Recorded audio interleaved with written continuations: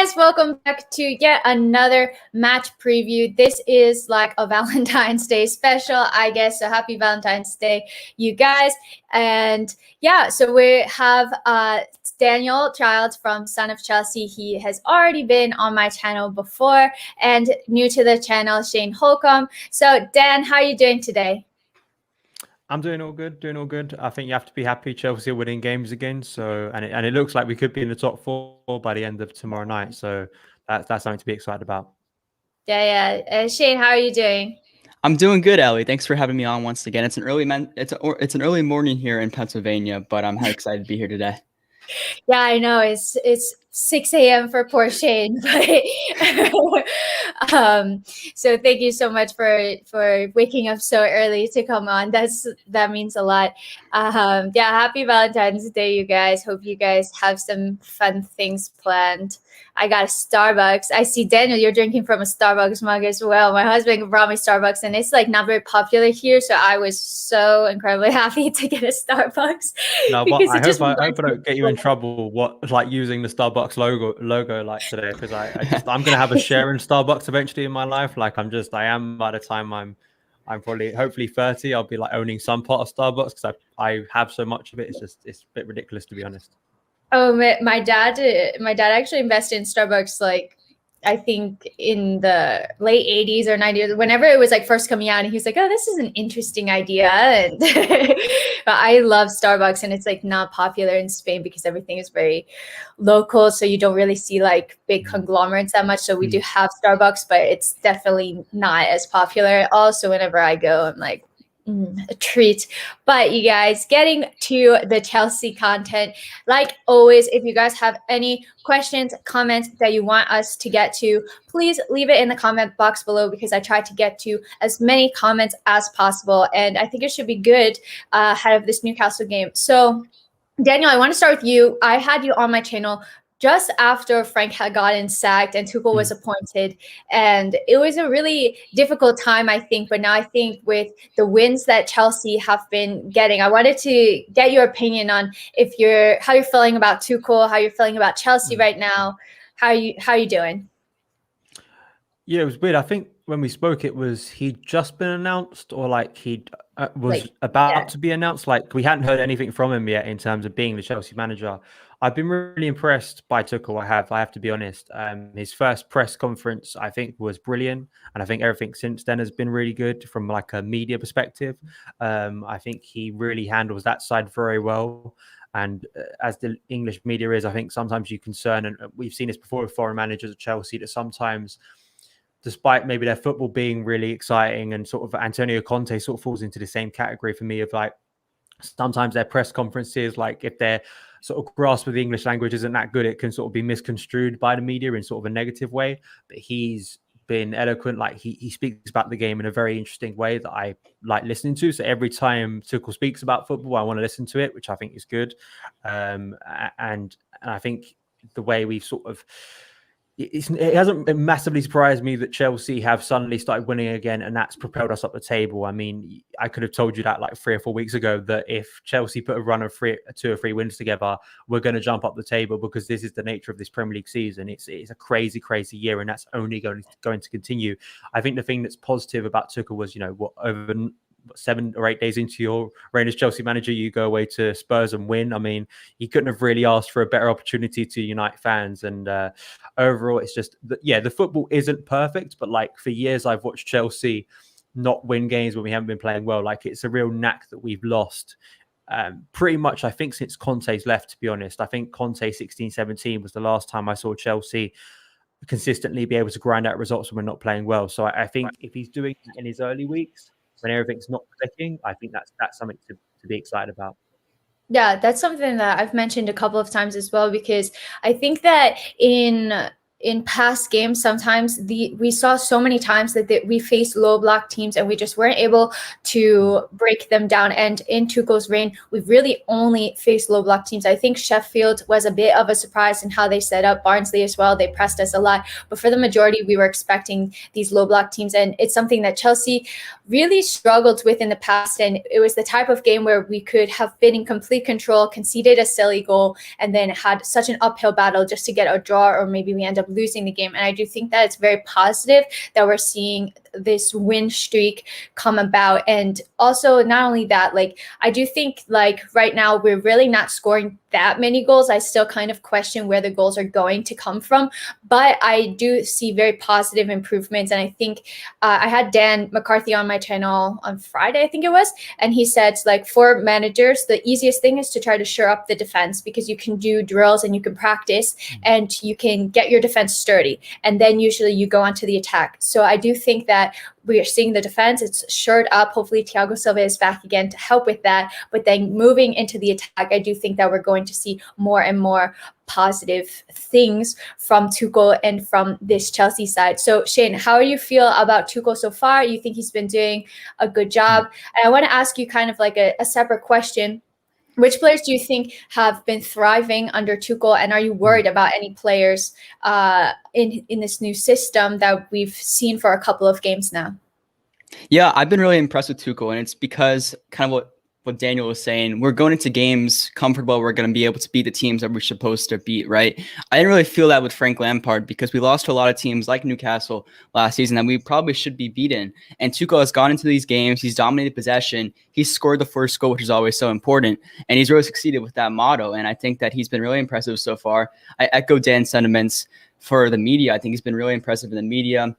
Some players I really think have thrived, of course, have been Jorginho. I think Kovacic going forward has really posed a new threat. It's always, can he score that goal? But he doesn't really need to score the goal, right? He can make that pass into the box, or he can make that cross into the box. And so I think that midfield too has been just spectacular. Jorginho looks like a new player under Tuchel. Tuchel always wanted him also at PSG, so it makes sense.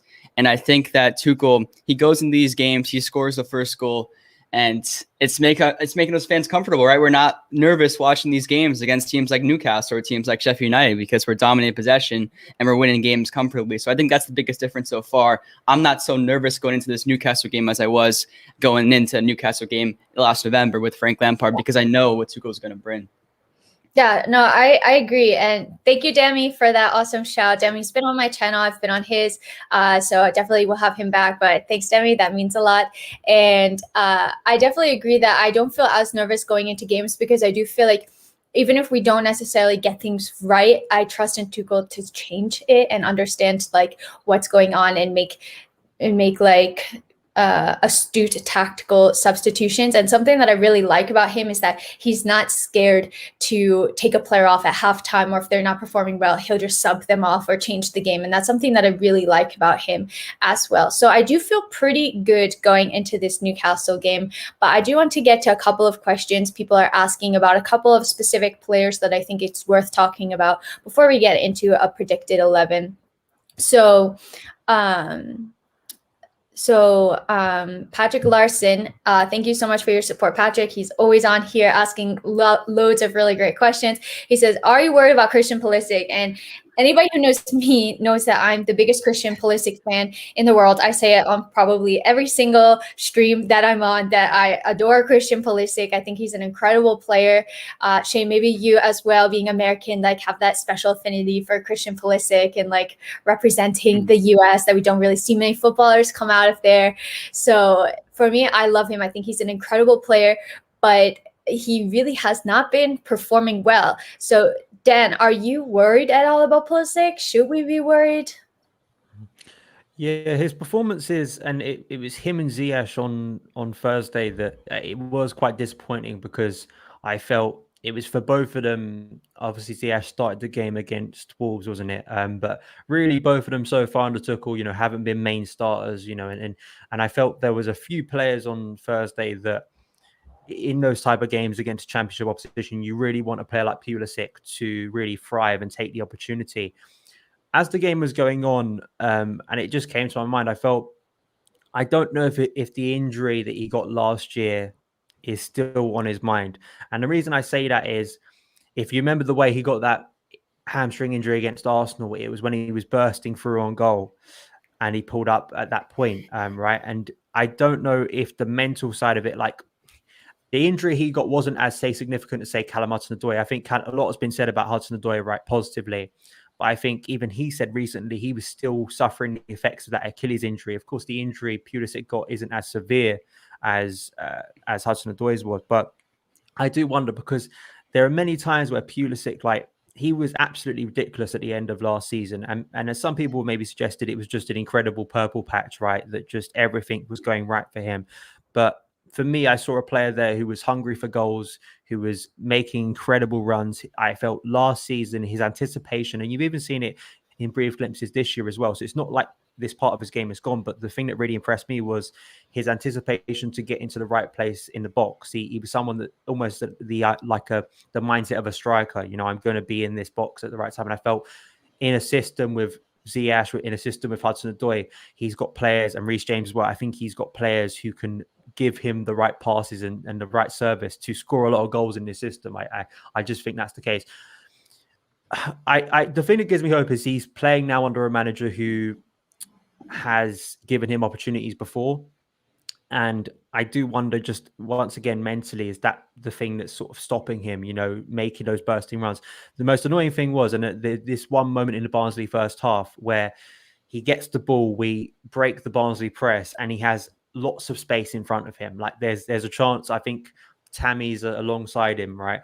And he can just drive forward. There's no one near him to stop him. He doesn't have to run past anyone. And he quickly makes a really poor pass that I think loses possession, when I think the Pulisic of last year is just, he sees that open space to go one-on-one with the keeper and he's running straight forward. I don't know if it's like the confidence level he's had this year or the stop, because he got injured obviously earlier in the season as well, if you remember that. And it's been a stop and start year for him. So I don't know if that comes into it. He's an incredible talent, and I really hope it doesn't go wrong for him, because I think if we can get him back to the levels he had last year, it's a ridiculous talent in the team that can change a game like that. And unfortunately, Chelsea don't have a lot of players like that in this team, and you're looking for them at times when we're struggling. And I think Pulisic could be one of those players. So hopefully he gets back to some good form soon. Yeah, I mean, Project Restart, he was simply unplayable. He was one of the best players, and his goal contributions, along with Olivier Giroud, basically secured us top 4, in my opinion. And I did read something that said that perhaps Pulisic is even instructed to play differently to try to keep him away from getting injured, because we know that his hamstrings get injured very easily. He's just a very injury-prone player. Maybe he has to put up substrates. So that could also be a part of it. But I do think that you're right, that maybe in the back of your mind, you're like, I really don't want to get injured again. So maybe you're not taking as many risks, or you're not playing as explosively as you would be if you didn't have that in the back of your mind. And I think that is a good parallel to draw with Callum last season when he was just coming back from his Achilles injury. He was playing okay, but he wasn't the Callum from the previous season. And like you said, he mentioned, I still have that injury on my mind. So I don't think that it's something that's necessarily going to disappear. And that could be a reason why we're seeing it. I think as a whole, the team wasn't playing well, so that didn't contribute well to his form. But now he really has a lot to prove, because players like Mount and Callum are playing well. Timo Werner is starting to play a little bit better as well. So I do think that Pulisic is very good, but he needs to start improving in the game. I'm not worried about Christian Pulisic. I think he has a brilliant mentality, and I think he will get back to his best level, but it's just a bit of a rough patch for him.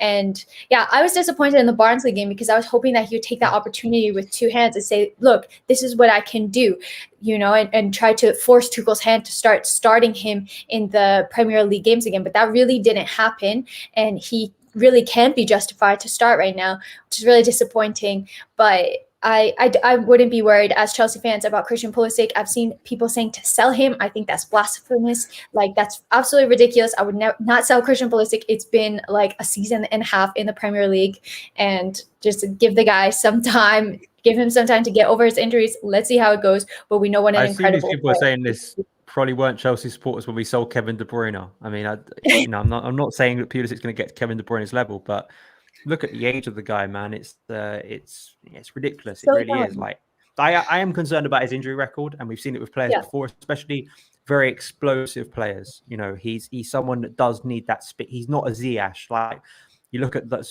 we have very different wingers on both sides on Thursday. You got sort of the real touchline hugging, or at least someone who relies on his pace to make off the ball runs, you know, or dribble past. You know, Ziyech is not that type of player. So Ziyech probably doesn't need that explosive pace to be an impactful player. But no, man, if you want to sell Christian Pulisic, fair play. But it's the thing I always come back to. Don't moan if he turns around to be the next KDB or go somewhere else and has an amazing career. Sorry, I know Shane's got to get in here and talk about Pulisic, but I just had to make that point. I would absolutely cry if we sold Pulisic, honestly. Like, I would be destroyed. Shane, do you have any thoughts on Pulisic? Anything else to add? Because I do want to ask about Ziyech as well. Yeah, well, I think social media also, like, they're so caught up in the goals and assists, right? And I think that that's just not there for Christian Pulisic this season. You saw him score 8 goals in just a span under 3 months last summer. And like Dan said, he was getting into the positions as a striker. You saw the first game back against Aston Villa, comes on as a sub. He's on the end of a perfect cross from Azpilicueta. He's getting to the box. He's making those runs. And you just haven't seen that this season so far. You saw it once against Leeds United when Timo Werner ran up the byline and crossed in Pulisic for a goal. But it's just the goals and assists haven't been there, right? And he has been injured. He hasn't played a lot of games, so you got to put that into effect also. But I think he still does have that FA Cup injury on his mind because it was so heartbreaking to see him going down after dominating the first literally 15 minutes of that game, scoring a goal, and then he gets injured because he pulls his hamstring once again, like he did earlier in the season. So I think he's still recovering from it. Thomas Tuchel's talked about his impact from the bench. So we'll see if he starts to kind of play from the bench more. And then as time goes on, the injury gets better, he can maybe start. But I'm going to be interested to see how Thomas Tuchel uses him, right, position-wise, because I would love to see Christian Pulisic even as like a number 10, because I think he's at his best when he's running straight, right? So I think he's so direct. I think he's so great when he is running straight. And so where is Thomas Tuchel going to play him? He's very creative. He's shown that already in his 5 games for Chelsea. So I'm really interested to see how that bond kind of relates, because they have a relationship going back to 2015 and 2016. And don't doubt Christian Pulisic for 1 second, because he'll be back and he'll be scoring goals and assisting goals soon. Yeah, absolutely. And like we said, his mentality is 100%. I do want to move on. There are other players. A big headline this week was Hakim Ziyech. He has not been playing well. He also did not have a good performance versus Barnsley. And someone asked, what do you make of the rumor of Ziyech leaving on loan? We just bought him. I don't see him leaving on loan, but I do worry a little bit about his playing time under Tuchel, just because in this current system, I don't necessarily see where he fits in. I think that he could come on as a 10, but right now Mason Mount, I think, is one of the first names on the team sheet and definitely needs to start. And then really, you could play him a little bit further up. I don't necessarily think he's a right wing back. I also don't think that we're necessarily always going to see this formation. So we could see Hakim Ziyech come in good. But right now, I don't think that he starts. What about you, Dan? No, I don't think either Pulisic or Ziyech have a case to start. You know, if you're going off the performance on Thursday, of all the players who could have featured or impressed, I don't think he's really taking his opportunity at the moment. I think it's weird with Ziyech because, like a lot of players under Tuchel, you're sort of wondering who's going to fit in where, basically, and sort of where can they fit into this team and Frank Lampard, which, you know, you're sort of thinking where he's going to fit in. Oh no, I think that Daniel's Wi-Fi has gone. Hopefully he can get back in soon. Shane, do you want to just pick up where Daniel left off about Ziyech?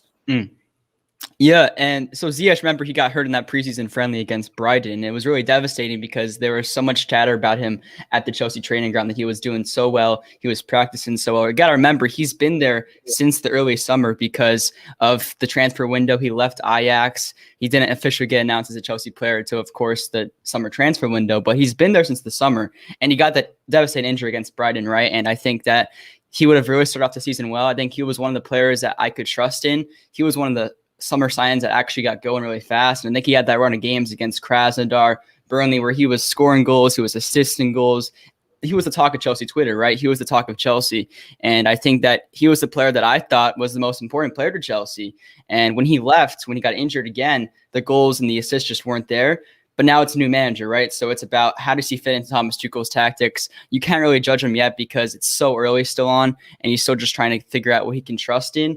But I think that Ziyech will be back. He's a fantastic player. I mean, the ability that he has on his left foot to just whip a ball into the box and just turn around 60 yards, whip it up into the box. It's just absolutely incredible. So the assist will come back. It's just, will he get the playing time? I don't think he should right now. Maybe he's still recovering from an injury. I'm not sure, because he had some couple games where he wasn't even on the bench because of a slight injury from training. So we'll see. I mean, I still think it's so early on, but he is truly a wizard, and he has a nickname for a reason, because he's truly brilliant when he's on. Yeah, I think something that we're forgetting as well is that Ziyech literally didn't play a competitive match of football since the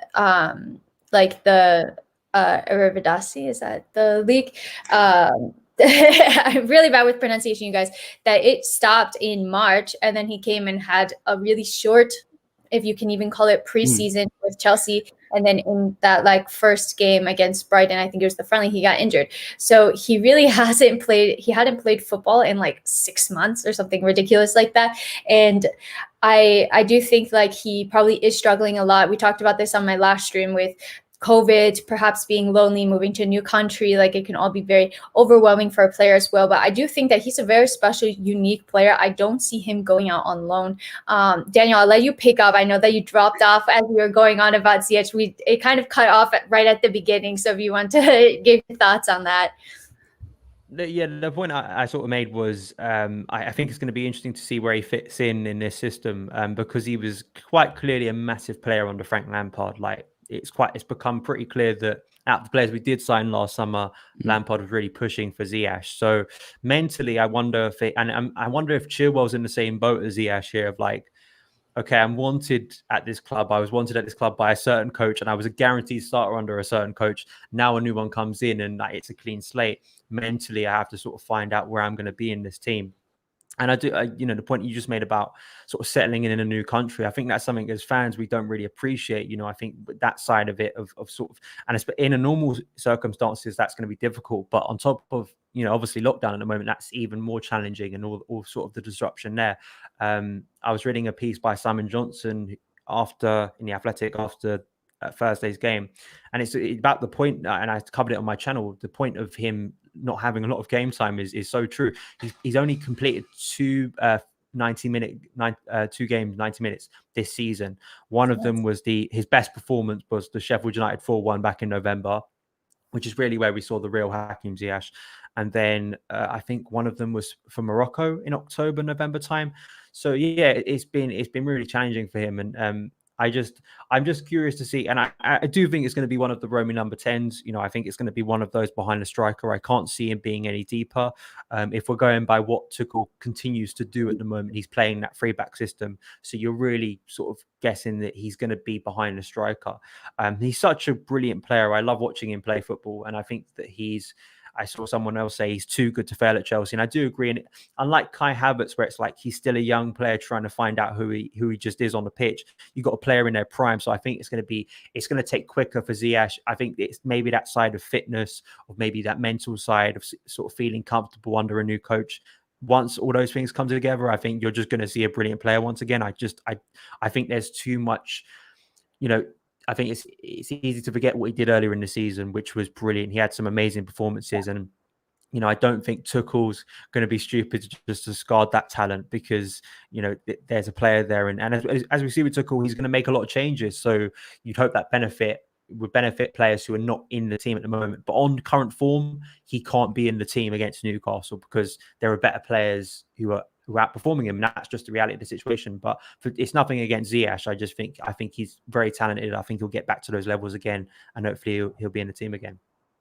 Yeah, I do think as well, maybe him and Pulisic aren't necessarily at match fitness yet. So it could be beneficial for them to be these amazing super subs to try to bring off of the bench and make an impact in the game and help to break down the team. But like you said, I don't necessarily see him starting. But I do think we're not going to be married to this 3-4-2-1 formation forever. I think that it was mainly implemented to stop leak the goals and sturdy up the defense. And you also can play attacking with those 2 wing backs in the position. But I don't I don't think we're going to need 3 center backs always on the pitch going forward, and that will free up another attacking space. And I want to say thank you to Baggy TV. Said enjoying the stream, great panel, and we do need to be patient with some of the new signings. Ziyech, Werner, Havertz. Yeah, totally agree. I think that we can all agree that we just need to be patient with these signings. I'm kind of giving them this year as an adjustment period, and then hopefully next year with a proper preseason as well, we'll be able to see even more of them. So we do have our Newcastle guest in, Adam. He's here to bring a Newcastle perspective to this stream. And so welcome, Adam. Thank you so much for joining. Oh, thank you for having me on. Appreciate it. Cheers. Cool. So I want to go into like a starting 11, and then we'll get into some Newcastle questions as well for you, Adam. But I want to first try to predict. It's always so hard to predict a starting 11 with Tuchel because we know that he changed the players a lot. It's kind of like the Pep roulette, which has low-key, like, the defenders have destroyed my fantasy because like half the time they don't even play, but I want those Man City defenders in. But let's try our best to try to predict what a starting 11 would be like to face Newcastle. So Shane, I'll start with you. I don't think that we're going to change the formation. I think we'll probably stick with a 3-4-2-1. What do you think? Well, I think otherwise, because you saw Tammy Abraham's performance the other night on Thursday, and he was absolutely brilliant. He was absolutely brilliant on the defensive end. He held up play really nicely. And we saw success with Timo Werner and Tammy Abraham last November against Newcastle. They contributed to a goal at the end of the game to seal the game off. So I think that Tammy Abraham, he's going to partner Timo Werner in this game. I play Mount at that number 10 role, almost like a 3-4-1-2, and I'd play Jorginho and Kovacic again until they fall off the rails, right? I mean, they're playing absolutely brilliant right now. They work really well with one another, and Jorginho keeps on progressing play. I think they're doing that a little bit better now. They're passing the ball more forward, I think, and progressing play a little better. I do think that this might cost Reece James a spot in my lineup. I think Callum Wilson still needs to play that right wing back role because he just been so awesome lately. I would, however, bring back Chilwell because I think that his defensive nature against a Newcastle Premier League team, he's been in the Premier League for a long time, and I think he's just a better overall player than Alonso and Emerson. So I hope Chilwell does start again. And then you'd figure that Rudiger plays again. I mean, under Tuchel, he's played all the games. And we'll have to see about Christensen, because if Christensen's hurt, I'd bring in Zuma. But if he's not, I'd play Christensen again at that almost Thiago Silva role in the middle of the park. So I think that's going to be probably the same back three of Dave. But look for Timo Werner and Tammy Abraham to partner once again. Let's see if they can have that same success that they did last November against Newcastle. Good. That was great. I was hoping to go position by position, but Sorry about that. Dan, do you think we're also going to stick with the same formation? You think we're going to change it up? We saw versus Barnsley, we switched to 4 at the back, but I personally think that was mainly because that I don't want to call it like a B squad, but it's the team that really hadn't been starting in the starting 11. So I do think that we did that to try to get the best out of those players. But recently we've seen a 3-4-1-2-2-1, so to speak. And I think we're probably going to see very similar players that have already played together against Sheffield, against Tottenham, etc. So you think that we're going to see the same formation? Yeah. I can't see him changing things. I mean, he's winning games with this in the Premier League at the moment, so I don't think that's going to change. The only thing I would say is I think Tammy Abraham, I think he'll probably start the game. He scored against Newcastle last time. And I just, I think that would be the one change I'd make in terms of that focal point. So yeah, I think he'll stick with the same formation. The reason he changed it the other night was because Barnsley were pressing up the pitch. I don't think Steve Bruce is going to be pressing up the pitch like Barnsley did. I just don't think that's going to happen, especially with no Callum Wilson. That's just, it's not going to happen. So I think that would be the case. I mean, there always is that question to me against a team like Newcastle, who I think are going to come to the bridge, and I know what they're going to do. They're going to sit very, very deep. And I do wonder, as was the other night, if we're not progressing the ball well enough, I think Tuchel will make a change at halftime. If it's 0-0 at halftime and we don't look anywhere close to scoring a goal, I think maybe he'll revert to a fullback system, maybe add another player in central midfield like we did the other night, and then see what happens. But I don't think he should massively change things because, it's working. You're winning games. So I don't know why you'd want to sort of throw that up in the air. I think it's stick with what's working. And then if it starts to go wrong or you can start to see problems, he's got those options off the bench to bring on and change the game. Yeah, I agree. And that's why I'm kind of weary a little bit about the 3 at the back system, because like if we're playing against a team that's going to sit back, I don't think that you necessarily need 3 center backs to defend against that. And I would prefer to have a more attacking minded player on the pitch, but we have seen that it works. If it isn't broken, why would you fix it? We can still get that attack and width on the pitch from the fullbacks. So I think that we're probably going to stick with the same formation again and play Callum as a right wing back, back 3 of Aspilicueta and Rudiger and whoever's available between Christensen and Zuma. I don't really have much preference at this point. I think that Chilwell has been really bad recently, so I don't see him starting. I think that Alonso is going to get the nod over him because he plays left wing back much better than Chilwell does. Unfortunately, Chilwell just hasn't merited a start, in my opinion. But I don't know. What do you guys think? Whoever can go, it's fine. Yeah, well, I think, right, Marcus Alonso scored a goal against Newcastle last season at the Bridge, remember, in that 1-0 game. And so, I mean, we could see it again. I think he does play that left wing-back role. I'm just worried about the likes of St. Maximin running at Alonso. I think that's really worrying sight for Chelsea fans because they've seen Steve Bruce play those kind of 2 strikers with Joe Linton recently. So, we'll see. I mean, I'm not the biggest fan of Marcus Alonso defensively. I know a lot of Chelsea fans aren't. But, I mean, I think Chilwell also gets the nod here because I just think he's the better player overall, and I trust him more than I do Marcus Alonso, but I would not be at all surprised if Alonso started. I think with Alonso, though, like since you have that extra coverage with 3 center backs, and then you do have the pivot of Kovacic and Jorginho, who know that if Marcus Alonso goes up the pitch, they're going to have to cover him as well. That's why I don't feel like as worried about having Marcus Alonso on defensively, because you do have that extra center back to cover him. If it were a back 4, I definitely would not play him. I would definitely play Chilwell over him.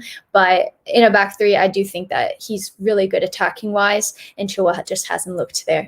Daniel's Wi-Fi has gone again, and just going through it quickly, because I do want to get Adam into the conversation as well. I think we'll see a pivot again of Kovacic and Jorginho. I don't think that N'Golo Kante really gets into this team right now. That could be very controversial to say. I do think maybe against a more pressing side, we may see Kante come into the game a bit, but right now, like we've said before, if it's not broken, don't fix it. Jorginho and Kovacic have had a very good understanding and chemistry with one another. Hey, Daniel. And then going forward, I personally would have Mount. What? I don't know if it's my Wi-Fi or yours. And who would you guys have as the 2 attacking players? Because I do think like Timo's going to start. Maybe we'll see Timo and Tammy together. What do you think, Daniel?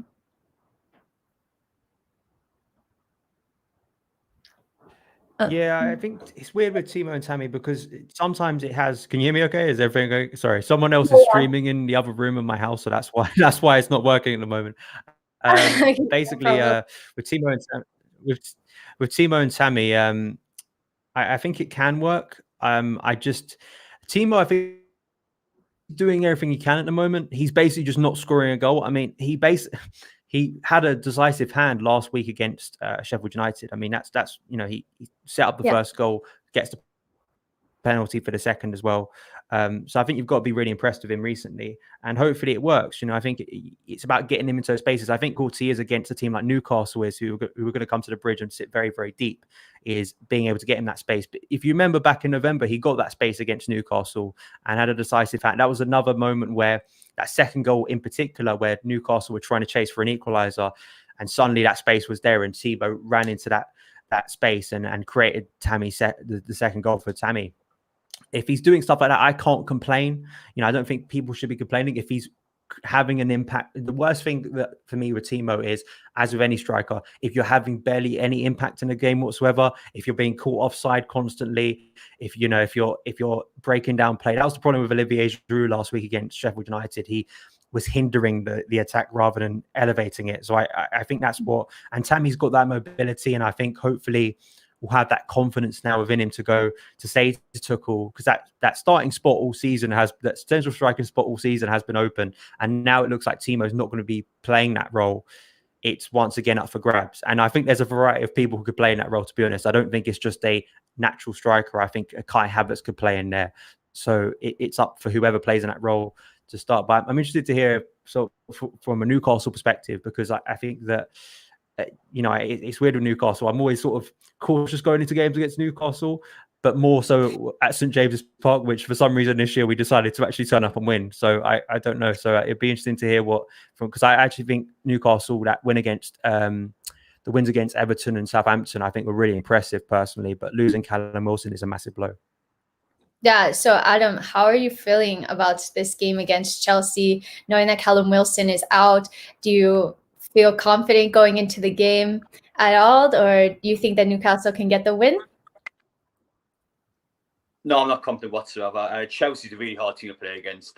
Even if Callum Wilson was match fit, I still think Chelsea would have destroyed us anyway. For quite a while now, I think Chelsea drew a match when they just destroy someone. They score 3-4 goals past them. I think they drew a match when they do that. And I've got a feeling they're going to do it against Newcastle. We've got a couple of good results, like you said, over the last couple of weeks, but all good form must come to end at some point. I think Chelsea will be the team that will take advantage of us, that's for sure. But yeah, it's quite a tough one, because if Chelsea score in the first 5-10 minutes, and it's game over already, but if Newcastle can hold on at half time, 0-0, just sit back, get 5 defenders back, who knows? But it more just depends on whether Chelsea turn up if Newcastle turn up, because I really think if Chelsea turn up, it's going to be a very long afternoon for Newcastle. And are there any Chelsea players that you're especially worried about facing that you think could really do some damage?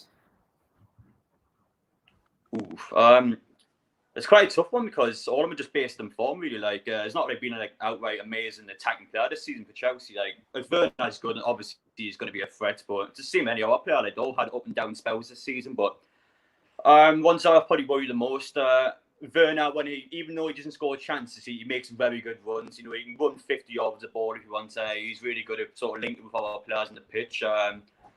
Mount, people are going to laugh, but I think Mason Mount is a really good player on his day. I think he would be one that would get inside the space. He would take his chances that come his way. But just with any player, really, Pulisic, I think another one's quite a decent player. But I don't know. It's hard to tell with Chelsea sometimes, because like some of the attackers I don't know, just have off days. But no, in terms of any Chelsea player, if they come up and play with a form, I can't see Newcastle defence dealing with them. It's going to be a very long afternoon. Well, as a Chelsea fan, I'm worried about us being able to break down Newcastle's defense, because if you're playing with I think that you probably play with 10 men at the back and park the bus, if I'm not mistaken. And okay, so you agree. So I'm worried about Chelsea being able to break down that attack, because right now we see that we're defending well, but we aren't necessarily scoring that many goals, or as many goals as I would expect, given the amount of attacking talent that we brought in over the summer.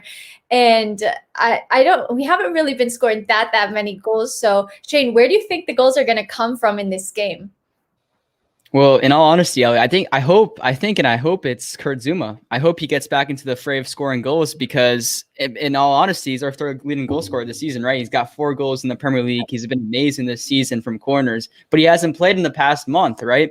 So can Kurt Zouma come back in, score a goal with his head? That'd be amazing. Mason Mount, Adam mentioned him. He's a great player his crosses have improved drastically this season. I mean, he's been amazing crossing the ball into the box. But give me a Kurt Zouma goal. I mean, I know it's another defender scores a goal, but as long as it's a goal right at the end of the day, we'll take it. And hopefully Kurt Zouma once again can get on at the attacking end. But I think it's Mason Mount, right? I think attacking end, you think attacking player, I think it's Mason Mount right now. He's been Chelsea's best player this season, and I think that he's starting to finally get his shots on target, and that's a really worrisome thing for Premier League defenses, because he does so many other things so well. And if he can start scoring goals, I mean, watch out for the guy, because he's going to be fantastic. But hopefully Kurt Zouma gets back into the fray.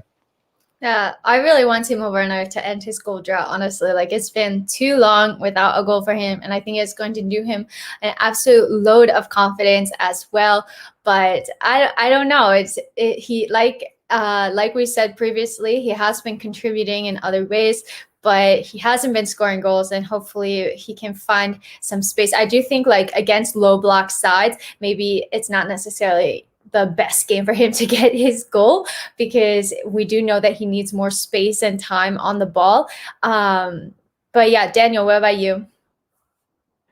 Yeah, the weird thing is sort of in contrast to the first game against Newcastle. I mean, Newcastle set up very defensively at St James's Park, but we were still able to create a lot of opportunities in that first half. So just because the team sets up very deep, if their structure isn't there, if you can make intelligent runs behind them, we were still able to create opportunities. So it sometimes depends. Last year at the Bridge, or I think it was 2019, the last time Newcastle visited the Bridge, it was a very tight 1-0 win. And that day, Newcastle defensively were almost perfect, in terms of, I think it was Pulisic, funny enough, that day, and Hudson-Odoi, Alonso, I think it was, scored the goal. So it depends on how good the defensive team actually are. I'm interested just from a Newcastle point, as well. Willock, I think, is a really interesting player on loan. He scored against Southampton and from Arsenal, and it's just I think that's maybe a player just Newcastle maybe lacking a bit, like sort of a flair player, a pass, an interesting like midfielder in a park that I just wonder how Steve Bruce is going to utilize him.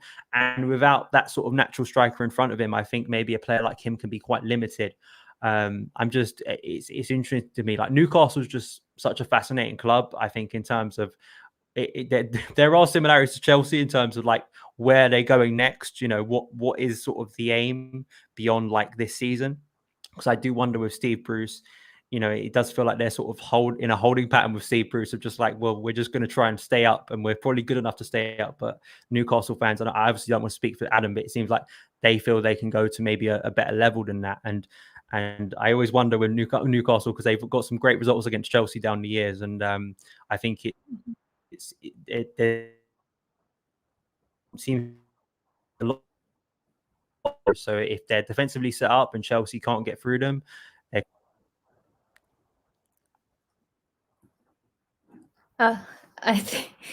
Daniel, I think your Wi-Fi has cut out a little bit, but Adam, we do have a question for you in the chat from Patrick Larson. He says, what are your thoughts on Miguel Almiron? I don't know the player honestly, but do you have any thoughts on this player? Oh, he's a fantastic player. He's a player that would just run for 90 minutes. Like, he's just got an incredible engine. You just keep running and running. You won't stop all match. I love his work rate. I think will be a player you need to watch out for on Monday. When Newcastle rarely get forward, he'll be a player that will be getting forward to Maxman. They're two very quick players. The big players that just be constantly trying to get him behind, trying to get in the counter-attack all match. But yeah, watch out for him. That's what I will say. He will be a player that will definitely be involved in Newcastle's attack against Chelsea. But all just depends on how he's set up, really. I know for a fact we're going to play 5 at the back. Alan Warren's going to be a player that's going to be constantly coming back and helping the midfield out. And obviously, whenever you do get a chance, he will be trying his best to get up the pitch. But without Callum Wilson, it's going to be very tough to get some big chances. Yeah, definitely. Let's see how it goes. I personally feel a little bit nervous because I don't know, like Daniel said, like we tend to struggle against Newcastle for some reason. Like, how do you guys say it? Like the bogey team? I always pronounce that wrong. The bogey team or whatever it is. Like Newcastle seems to always get our results against us.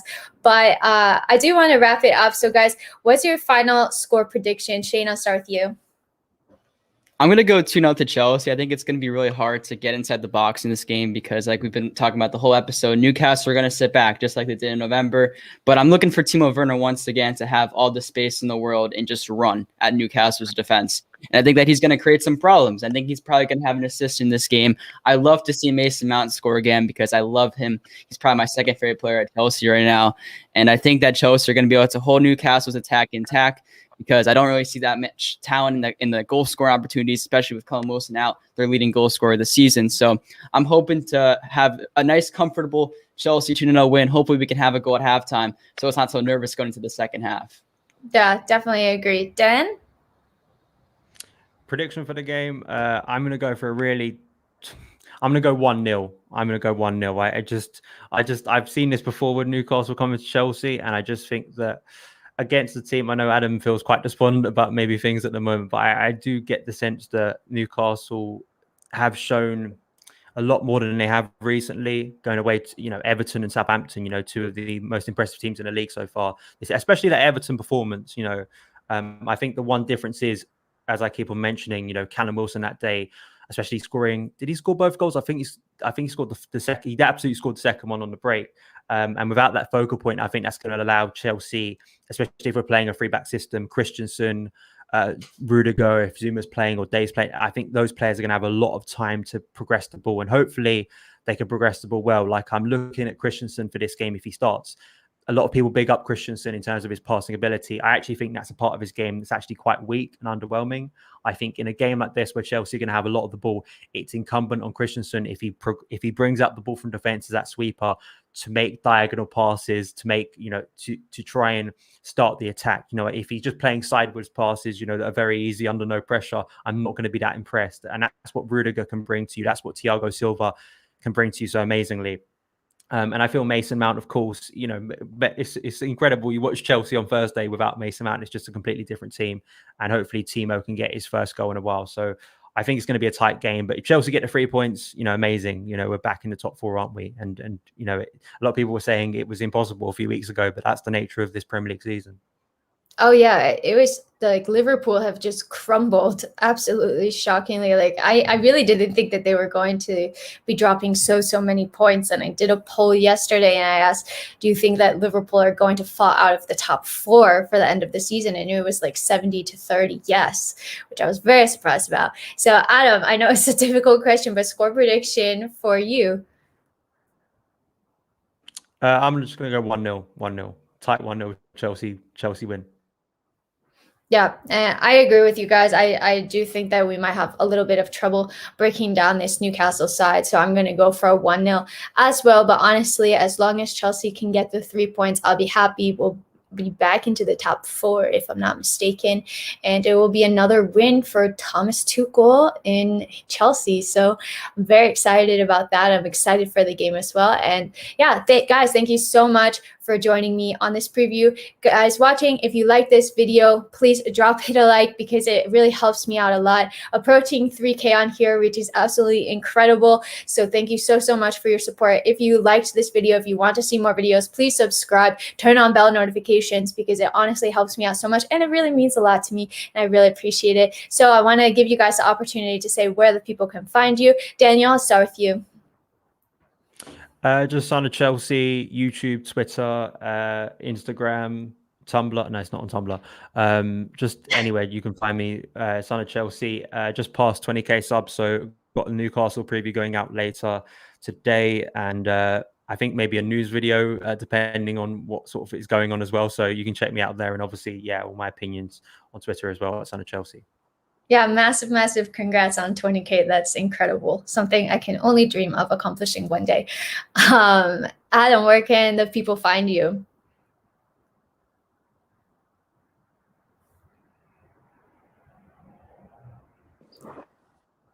Just Adam Pearson on YouTube.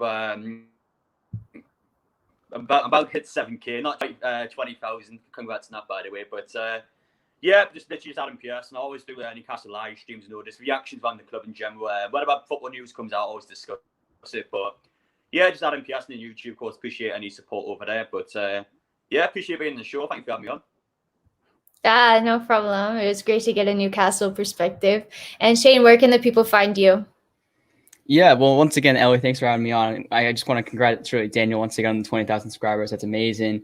You can find me at Holcombe13 on Twitter. That's where I'm most active for Chelsea news. It's kind of hard because I am in school, and so I'm mostly posted on the weekends with my 220 reviews and 220 previews because all the time that Twitter can give me. But I'm starting a podcast. I have a podcast called The Lad from Matthew Hart and Sam podcast that both Elizabeth and Daniel have both joined. So definitely go check that out. Wherever you get your podcast, it's once again The Lad from Matthew Hart and Sam podcast. Once again, this is a lot of fun. Thanks, Ellie. No problem. And guys, thanks so much for tuning in. Really appreciate it. And until next time, I'm out.